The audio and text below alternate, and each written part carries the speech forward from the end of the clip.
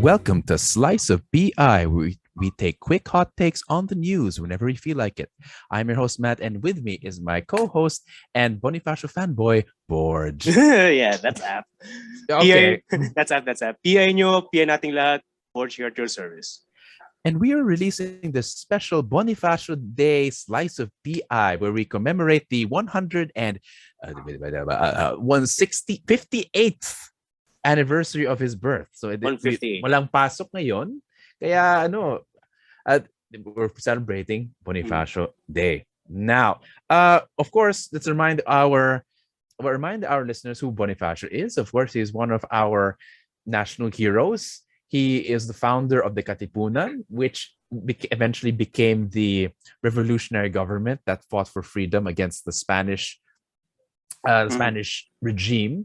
And of course, he has actually been made into an icon for a lot of people, for specific people.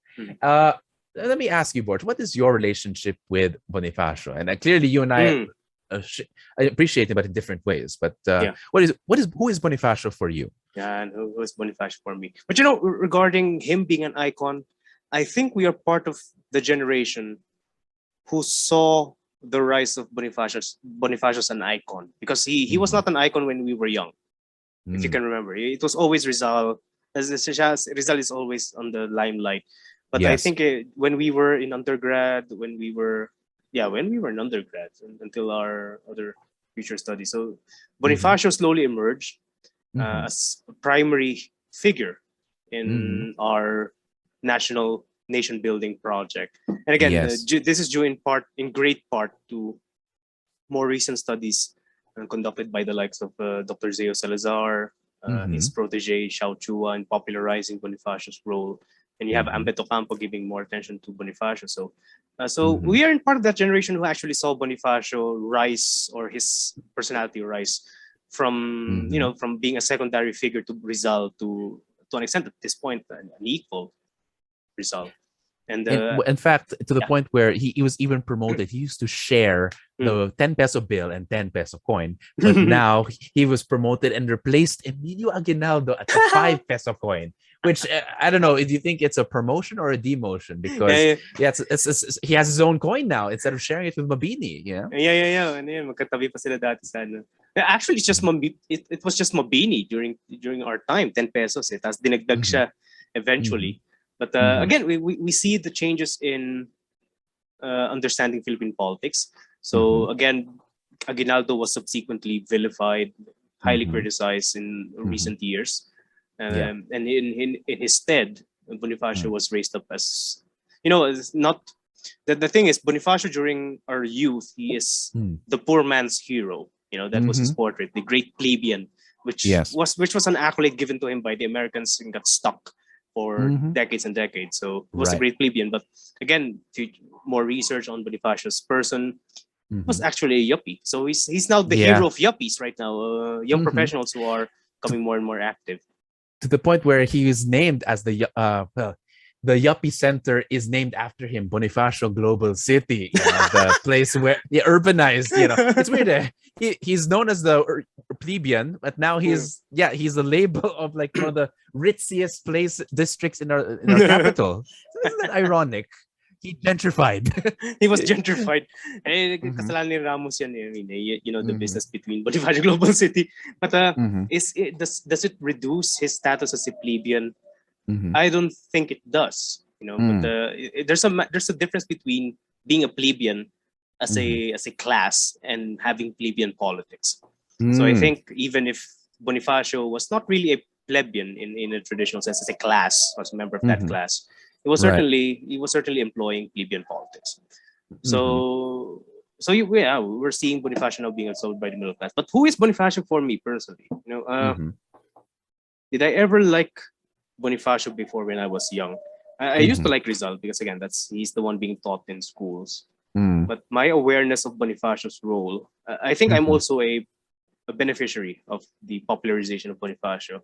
The slow, gradual popularization. So I began to understand him more in undergrad. So, and him being portrayed not really as he is still a poor man's hero, but to see him more as a member of the middle class Mhm. made me associate with him more to an extent. Mhm.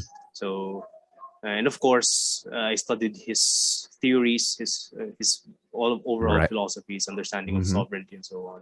Yeah. And so yeah, and Mhm. that's Bonifacio for me. He's to an Mhm. extent a role model, one of my role Mhm. models. Ikaw, Yeah. what's your relationship with Bonifacio's mythos? Let's just say it's Mhm. mythos. Honestly, it's almost similar to you because like he's always been debated or pit up against Rizal, Mm, which is probably unfair, and we'll talk about that later. But no, he's normally contrasted as the violent, rash, mm, passionate version compared to the cool, intellectual, polished Rizal. mm, And the more that you look into their lives, the more that, well, number one, Rizal may have been elite. He graduated from Ateneo. He managed to go to Spain, but he lived a bohemian lifestyle. In fact, he had to save up a lot of money just to take a bath there, because mm. taking a bath there's it costs a lot of money. Whereas again, Bonifacio, he is known for having, well, iconography. Again, he's normally Mm, portrayed as having a bolo and a mm. camisa de chino, which is a shirt normally worn by farmers. But in reality, the only real photograph he had was wearing an Americana, or like a businessman suit. So it's quite, so uh their iconographies are becoming more Mm, ambiguous. They're not quite mm, poor or not quite elite, and yet they're put up against each other. And I mm, suppose he is for me a mystery, but also definitely, because the key to that, once you get that mystery, you'll know precisely mm, what mm, how we should remember him. I know that we definitely should remember him, but I don't know mm, how, precisely because I sense that Bonifacio has been, for the longest time, misremembered, or mm. uh like Misunderstood. misplaced, misunderstood, misplaced in the Filipino pantheon of heroes. And I do believe that he belongs there, but Mm, I'm still trying to figure it out how, because again, you and I are reading the latest studies on it, and it's mm, still quite confusing. And mm, but definitely, because of that misunderstanding, it has made me very, how do I put this lightly? It's like, well, it's made me mm, frustrated, definitely, with the way that how, for example, the plebeians, or the plebeian mm, politicians, the mm, activists, have again co-opted and mm, appropriated Bonifacio, when in fact he has been, in fact, he's a bit more complicated than that. He is mm. definitely an intellectual, and I think you and I both agree he's an Yeah. organic intellectual. Yep. He wrote as much as Rizal, if not more than. He wrote also his fair share of poetry. He Mm, even translated Rizal's works in Tagalog. He mm, was more of a quote unquote, and I would agree, he was more of a Filipino intellectual than Rizal, who wrote. Rizal wrote mainly. He mm, wrote in a lot of languages, but Rizal mainly wrote in Spanish. His best works were in mm, Spanish. Bonifacio wrote in Tagalog and mm, created the Tagalog Revolution. So he's definitely, I suppose, one could argue that he is more influential than Rizal in at least the Tagalog language and in mm, Tagalog political theory, which mm. I think you and I would profit to read more closely. Yeah. In fact, one book we'd like to recommend in this holiday is to purchase Light of Liberty, Mm, compiled by Jim Richardson, which compiles all the documents of the Katipunan, which includes attendances and mm, rolls of membership, mm, and of course, his own documents, his own writings, mm, the laws of the and rules and regulations of the Katipunan, and his own poetry and his own mm. speeches. So it's quite interesting. Yeah. So I don't know. Okay, what Yeah. do you think now about the misconception, or if ever, like, do you agree with that? How to understand Bonifacio. But Mhm, okay, first key thing, I mhm, think for our listeners who are still not yet familiar with this, first mhm, key thing to understand about Bonifacio is mhm, Tagalog for Bonifacio refers to everyone in the mhm. archipelago. So he, Katagalugan. yeah, Mhm, he actually wanted to find a name that is not, again, not the quote unquote slave name. mm, So same mentality, different name. So mhm, both Rizal and Bonifacio had a Filipino mentality, but Bonifacio called it Tagalog. So just to have a separate name. It's a mhm. clarification. Now, Yeah. regarding, that's one thing about Bonifacio. Something that we must recognize is he is Mhm, self-educated, and I mhm, think that is what separates him from Rizal first and mm, foremost. And I think that is what irked, irked our colonial masters, Mm-hmm. our American colonial masters, and Yeah. the local elites, because the local elites, they're formally educated. Yeah. Rizal was formally educated, and they could Mhm. not accept that Bonifacio was. They cannot accept the possibility or even the fact that Bonifacio was at par with Rizal in terms of thinking. Mhm. If Bonifacio was, of course, self-educated, and Mhm. basically he read so much as he wrote. Mhm. So, and it's they cannot accept that Bonifacio is an elite. Mm. That is, I think that is one thing. Elite. That is one He is thing an that, elite. yeah, How? he may be an educated elite. He's part of the educated elite. Rizal Self-educated, is an yes. elite. Yeah. Rizal Okay. is an elite, but Bonifacio can also be part of the educated elite. Mm. Not formally educated, self-educated, yes, but still an Mhm. elite. His Mm. background, to an extent, was relatively more comfortable in comparison to the ordinary Filipino. Mm. Relatively comparable, but not thoroughly, not thoroughly comfortable, of course. But he Mhm. suffered as much, okay, but not as much as the ordinary Filipino. So, he stands in between the poor and the wealthy. Mhm. He stands in between the poor and the middle class. So Mhm. that is his position, Right. and that's a position that is rare and unique. So Mhm. to appropriate Bonifacio as a representative of the lower class is a misrepresentation, Mhm. but to call him as an elite that is equal to Rizal's position is also a misrepresentation. So Okay. I He's think more of in the middle. yeah, Yeah. he has a unique position. He has a unique Mhm. position. Yeah. So yeah. Honestly, you know what that tells me Hmm. is his class honestly does not matter. And to be honest, I usually, maybe you might disagree with me, but Hmm. I usually suspect people who make class matter more than it does. Hmm. I mean, of course, it contextualizes the kind of experience you have with the government Hmm. and the world, but at the same time, that did not necessarily define who he was. And he managed to recruit lawyers and Hmm. fellow bodegueros, clerks, Hmm. accountants. You'd see that in Jim Richardson's Hmm. documents, that it's mostly, again, professionals, perhaps even, of course, the lower classes, definitely, Yeah. regular people, but Hmm. nonetheless, he managed to unite them together with the sheer force of Hmm. his writing and his Hmm. oration. Hmm. Because I think you and I both know this. He's more of an actor. He was a Yeah. speech maker, Hmm. and he was famous for saying, "Sugod mga kapatid," and saying that the cry balintawak, that which is one of the first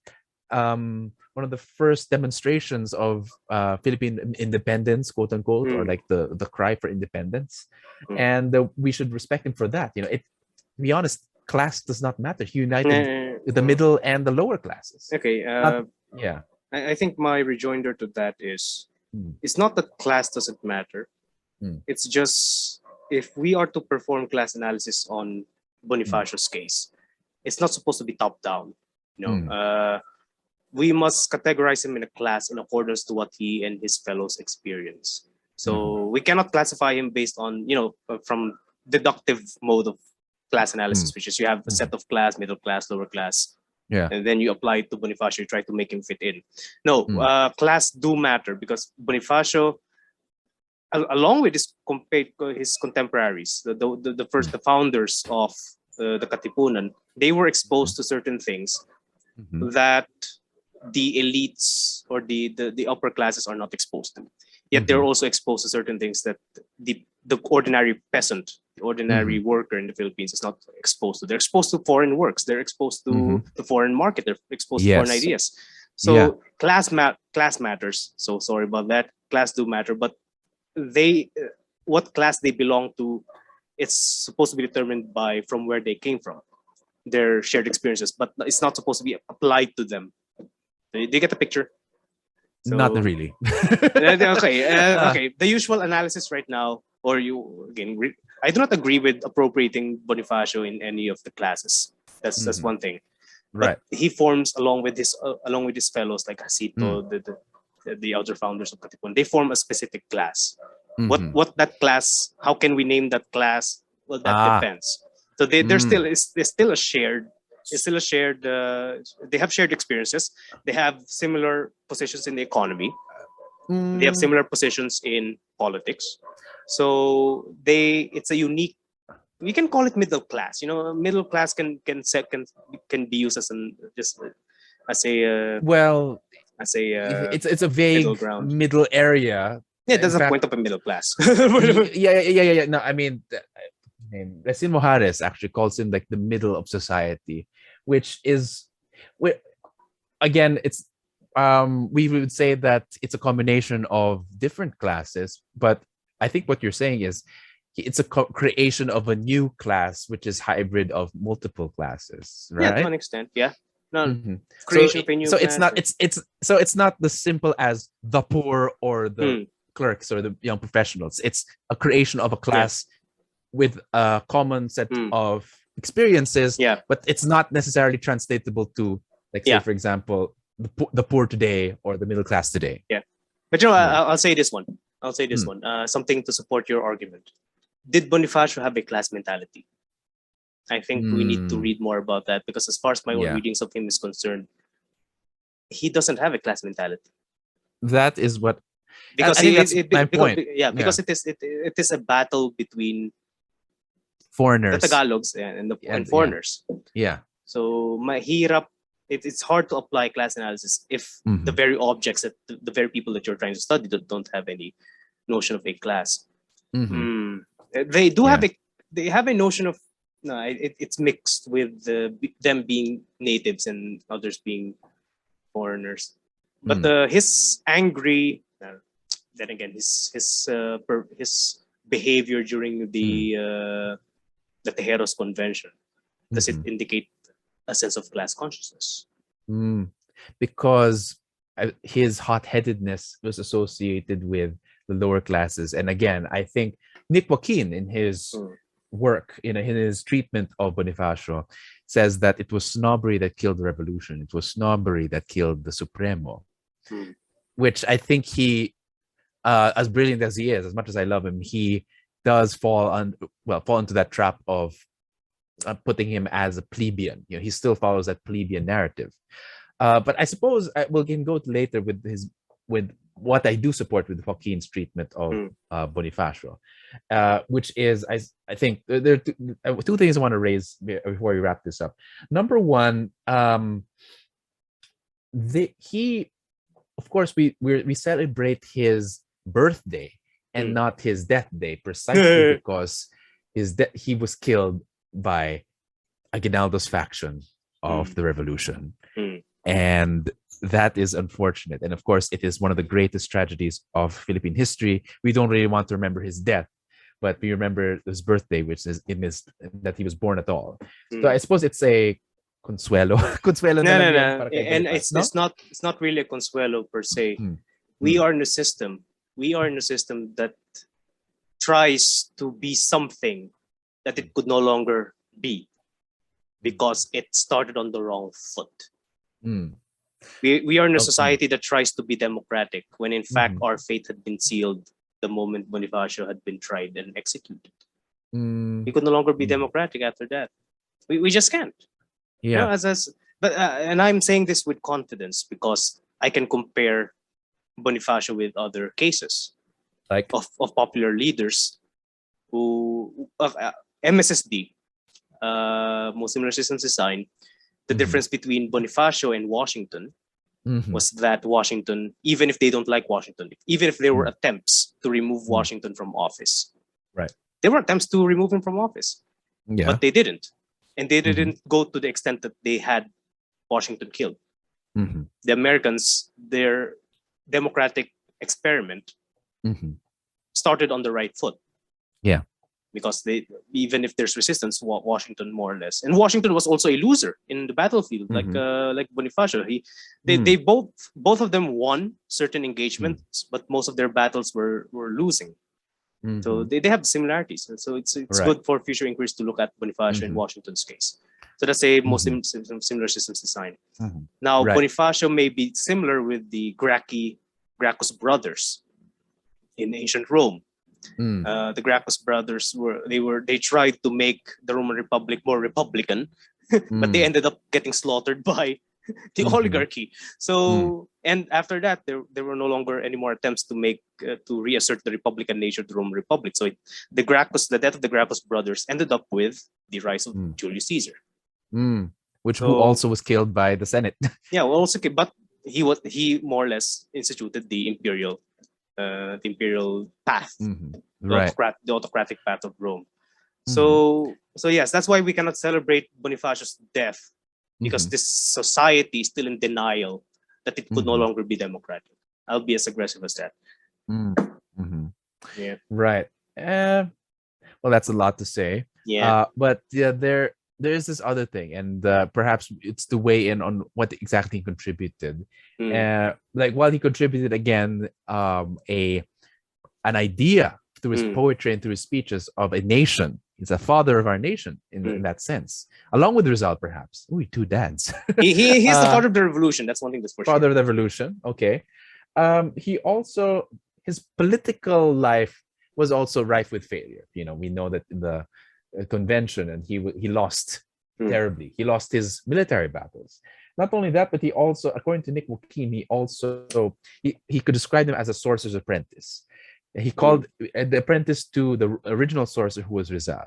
He said that Rizal was the original spark of the revolution, and he Boo. just tried to follow up and failed miserably, because he Like, didn't know the spell, which is sad. What can you I react with I don't question agree of with this that is, of one. course, question with heroes? Yeah, you agree? I don't agree with that one. Don't agree. Doctor Okay. Zeus. It's not only me. Doctor Zeus Salazar's research on Bonifacio already notes that Mhm. Bonifacio was distinct from Rizal. Mhm. At most, they came up with the idea simultaneously. Mhm. Uh, Bonifacio contacting Rizal Mhm. was to an extent a strategic move. It's a Yeah. strategic move, but it's not a necessary one, because Bonifacio's Mhm. movement, the Katipunan, can exist without Rizal. Mhm. Okay. So it's not the sorcerer's apprentice thing. Yeah. They did it they did it in parallel terms. They learned to an Right. extent from each other, but Mhm. Bonifacio is still distinct. So that Yeah. Bonifacio's path could have existed even without Rizal. It would have been Okay. better. It would have been better if Mhm. Rizal would have been part of it. Mhm. But yeah, I suppose Bonifacio had more of the political numbers, if you more than Rizal. Rizal wasn't organized at all. He was simply a poet, well, a Hmm. literary figure rather than a political Yeah. figure, quote unquote. Yeah. Well, of course, political content, but Hmm. it was Bonifacio was an organizer, but Hmm. ultimately he still failed when he failed to, in a way, appease or compromise with the Cavite elite, and that's when he was double crossed by Aguinaldo's faction. Hmm. But what? Yeah. That's why I said Bonifacio, even if he cannot be classified as a plebeian, he's a working class man. That's one thing that's for sure. Mhm. He's a working class man. Mhm. Even if it is questionable, he still practiced plebeian politics. So, in what So sense is he an elite, but not in the same way as the Cavite elite? You said he was an elite, right? yeah, it's a self-educated elite. Self-educated elite. Okay. So something in between the working class and the Mhm. uneducated working class and the educated Mhm. upper class. So he's right there in between. Uh, right. So we've discussed a lot about his failures and, of course, his distinctness with Rizal and the way he has been misremembered. So you and I both agree that he's being misremembered. So how, therefore, should we remember Bonifacio, given what we've discussed, and in a way what we are still yet to discover? Hmm, that's one thing. Regarding my previous statement that we could no longer Mhm. be democratic, I Mm, can qualify that with another answer, which is we mm, can take our country to the right path if mm, someone of the same stature as Bonifacio actually mm, lives through a mm, revolution. That's the only mhm. time that we can correct damn thing. But until then, how can we Yeah. remember Bonifacio? Mm, Simple. He is our one. He's one of the first tragic figures in our history. mhm, He's one mhm, of the first. So the next would be Mabini. But mhm, I think Bonifacio's tragedy mhm, is a tragedy that had been repeated over and over again of selfish mhm, oligarchs mm. hijacking a popular movement. Right. So that's basically his life in a nutshell. It's a microcosm of that Mhm, tendency for selfish oligarchs to hijack a revolt. mhm. So he's a tragic figure, and he represents the tragedy of our politics. Simple as Yeah. that. Yeah, well, definitely. He's like a Caesar Yeah. and the Yung the tragedy na hindi agad siya umalma, na inibita siya sa kawit. Tapos nung sa kainitan na saka lang siya nagreklamo. Yun na yung tragedy na called measure of naivete, you know. Naivete, yeah. A bit of naivete regarding that one. Yeah, but he was gifted rhetorician, you know, rhetorical speeches. You know, he was the gifted poet. He was a gifted organizer, but at the end, he was a naive politician. Yeah, he was double-crossed. Yeah, and we should also learn from his failures, but also his triumphs. And of course, well, I want to respond to like how some people overplay certain aspects, like of him being working class. You know, I mean, he is working class, but not that working class, and he is somewhat of an elite, but not that much of an elite. You and I both have established that. But what we can remember Bonifacio, of course, in the specific life, but also in some ways how he is a part of the whole. And my one argument I do want to uphold by Nick Joaquin, despite our tearing down his several misconceptions he had, was that Nick Joaquin, and if you look at Question of Heroes, which I will recommend again in this reading list, is that that these heroes, like in the last chapter, there's one chapter that's one whole sentence, a very long sentence, the longest sentence that doesn't stop, doesn't break in the Philippine literature, and that shows Bonifacio is preceded by Rizal and is followed by Aguinaldo, who is followed by Luna, who is followed by Ricarte, etc., etc. Which means that they are part of one whole movement. You know, he, in some ways, Bonifacio, at least what he argued, that while their movements are distinct, he probably would not have existed without the writings of Rizal, that it's initially inspired and influenced him. Some people, Joaquin would argue. And in a way, even if he was betrayed by Bonifacio, I don't know, by Aguinaldo, he was betrayed by Aguinaldo, but Aguinaldo rode his revolution for longer than his own life, you know, even years afterwards. So he is part of one whole movement that is very difficult to pinpoint or and make him better or maybe less significant. It's, again, we should probably see him as part of one whole movement, as what Nick Joaquin says, like as part of a pantheon, a unique part of a pantheon, but part of a long pantheon nonetheless. So it's good to see him, what his unique contributions, but again, he benefited from predecessors, inherited the movement, but also left behind something, you know. I think even the Katipunan. Yeah. I think that's the thing. Anyway, I disagree with Nick Joaquin. I think what he benefited from would be the Gumbursas. Oh, there. The same no, thing. He does that too. Yeah. The same event that triggered Rizal was the same event that triggered Bonifacio. But to say that Bonifacio learned from Rizal, I don't think so. Well, no, but again, the point is he even included that actually, the Gumburza's death, and that's the point. Yeah. It's part of a whole chain of events. You know, it's not really a straight line, you know, but again, they're all, you can trace them. Yeah. Not really a chain of events, but let's just say overlapping narratives forming a whole story. So I don't like the linearity of Nick Joaquin's argument.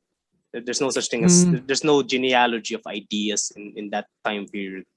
So it's more overlapping stories. I'm not sure that's necessarily the point. Maybe I misrepresented it, but if you can read the last chapter, again, he's more of a literary point. Yeah, you know, it's symbolic. Yeah, but I think the main thesis is he's part of a movement that is beyond him. It preceded. There's actors that preceded him, and he inherited it, and it was succeeded from him. It was inherited from him. Even by force. Yeah. So it's important to see him as part of that history rather than just a specific, you know, valorized, fetishized even part of it. But is there value in fetishizing? I mean, they fetishized George Washington, and the value of that one is they need to establish an American identity, which is distinct. Which only Washington and a few other people carried an American identity, while the rest of his contemporaries carried state's identity. So Is there So- value in fetishizing the likes of Bonifacio? That, well, Washington actually managed to survive and Yeah. do legendary things. So there's value in that because he lived by example. Before Bonifacio was able to learn from his mistakes, he was prematurely killed. So it's different. But we'll we'll see. I mean, at least we still have to study. There's more to be studied, and we Yeah. encourage our listeners to study on Bonifacio. In fact, we will recommend a reading list. The books that we mentioned here, of course, Question of Heroes, Light of Liberty. The book. Did you mention? I haven't mentioned this one, but regarding the left to an extent claiming Bonifacio. So the book is Salita ng Sandata, Bonifacio's Legacies to the People's Struggle. So one of the editor was the late Beinvenido Lumbera. So there are other editors, but he was one of the primary ones, the late Beinvenido Lumbera. So I think my recommendation, final one, is we need to, again, I would reaffirm what your argument that we need to look at Bonifacio as part of a larger movement. Yeah. But I think anyone who would like to study Bonifacio, they can start comparing him with other similar leaders. I already said Right. Washington would be one. There are more tragic figures in other revolutions that one can. I mean, you can compare him with Sun Yat-sen, for the love of God. Sun Yat-sen's revolution was hijacked by Yuan Shikai.